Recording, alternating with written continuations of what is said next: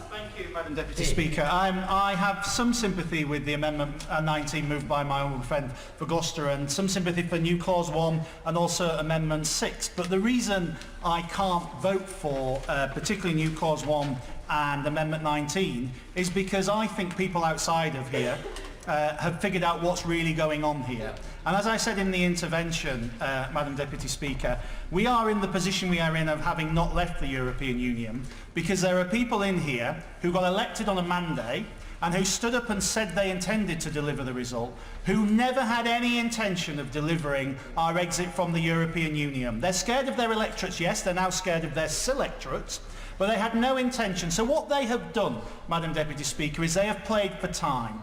In exactly the same way my right honourable friend suggested a moment ago. And they want to play for time again, because they want to get us to 2020. And when we get to 2020, it then suddenly becomes, well, that referendum was in 2016. It's quite hard to continue to implement a mandate from 2016, roughly the length of an average parliament, in 2020. That's what's going on in here, Madam Deputy Speaker.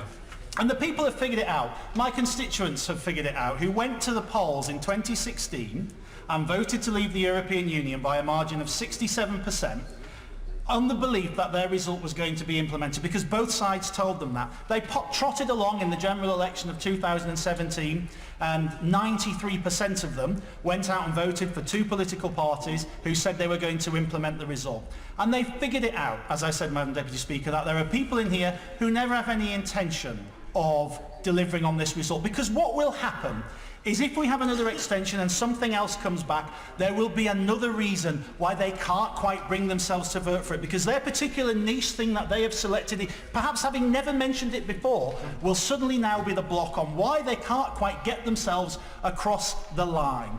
I'm sick of it, Madam Deputy Speaker. The people are sick of it, and they have figured it out. And the reason we're in the position we're in now, that when people talk about compromise, is because we've had this perverse alliance. We've had this perverse alliance of people who never wanted us to leave the European Union, Remainers, voting with the minority of people on my side who actively want us to have a no-deal Brexit.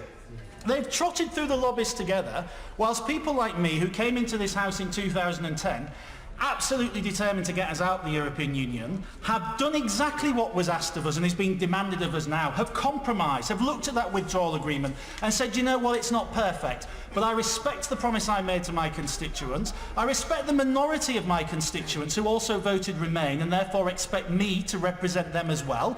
And that's why I have compromised and voted for that deal on 3 occasions. I voted for a Norway option and an EFTA option on 4 other occasions. And the same people who lecture us repeatedly about how we need to compromise to get us across the line are the very same people, not all of them, but many of them, who trotted through the lobbies to kill that deal on 3 occasions and to kill the indicative votes on those 4 occasions.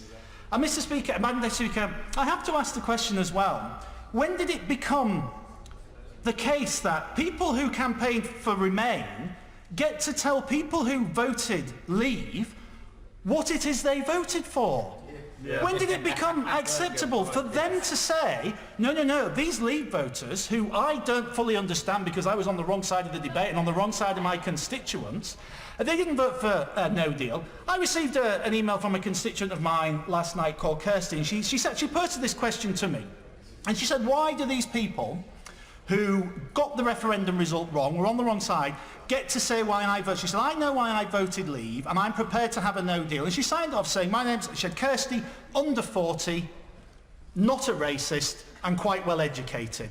Because that's what we've been told, isn't it, throughout, that if you feel like you want a no deal, then obviously you're just a stupid, thick, racist northerner.